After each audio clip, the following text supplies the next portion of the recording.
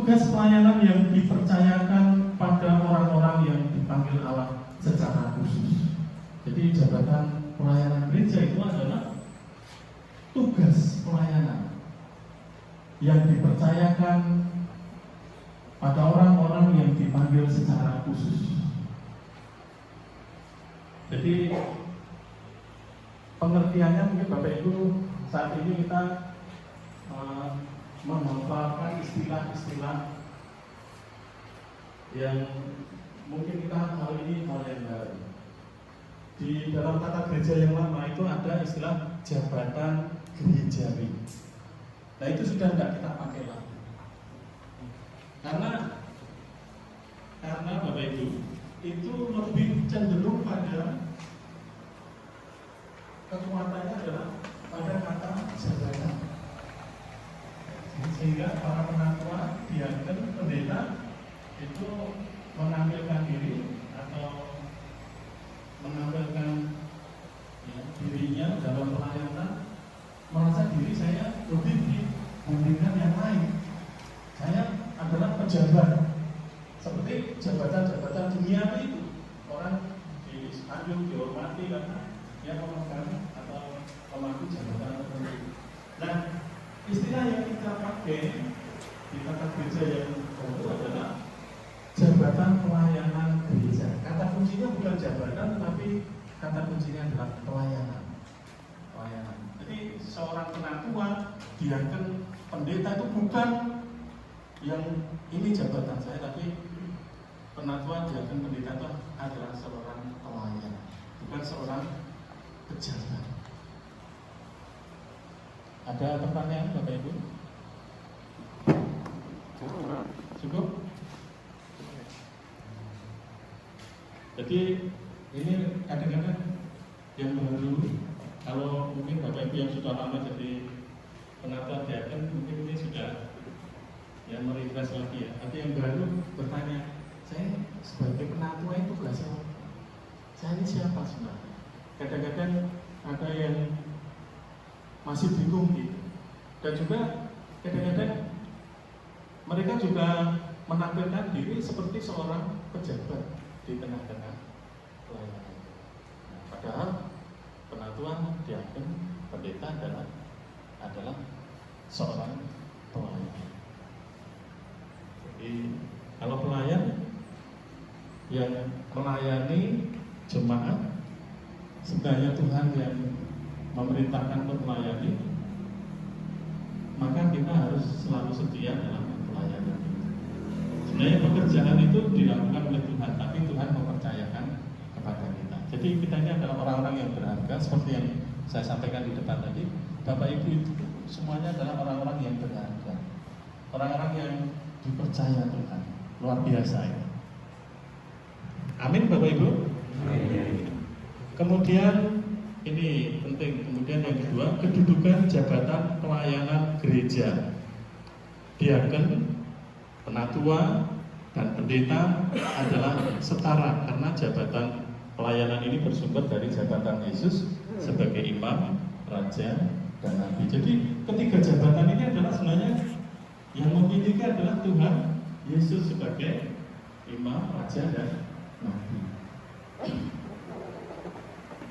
Bapak Ibu ada ini guyonan, ada di dalam percakapan antara penatua dan diaken. Itu udah aku jadi diaken saja. Nanti kalau saya sudah lama menjadi diaken, saya tak naik tingkat menjadi penatua, terus kemudian bisa berdoa atau beribadah lagi. Kira-kira ini pas atau enggak?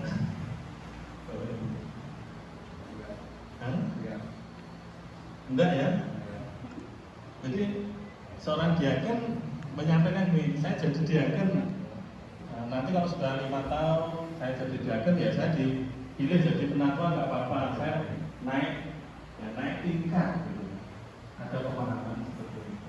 Nah sebenarnya penatua dan diaken itu setara, hanya fungsinya setara, tidak ada yang lebih tinggi di antara mereka, penatua, diaken, dan pendeta. Ada yang punya anggapan juga bahwa pendeta itu lebih dibandingkan penatua dan diakon. Padahal tidak seperti itu. Penatua, diakon, pendeta itu setara.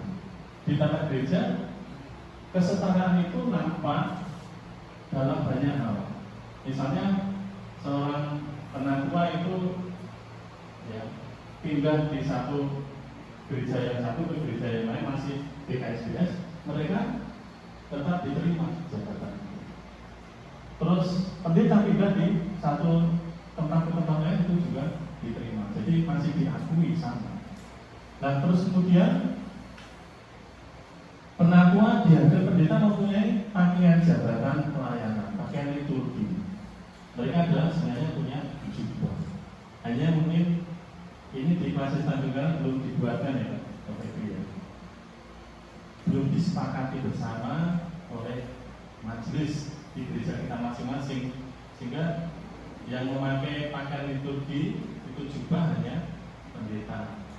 Penatua, diakon masih pakai stola saja. Mungkin ada yang tidak punya stola ya, yang penting dia sudah pernah dihabiskan sebagai penatua atau diakon.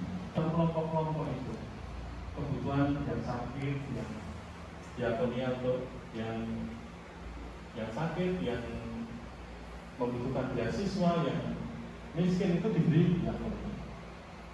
Nah, di jemaat kita semuanya ada diakonia, tapi arahnya kemana? Apakah hanya kepada yang sakit? Terus yang sakit seperti apa kita beri diakonia kira-kira?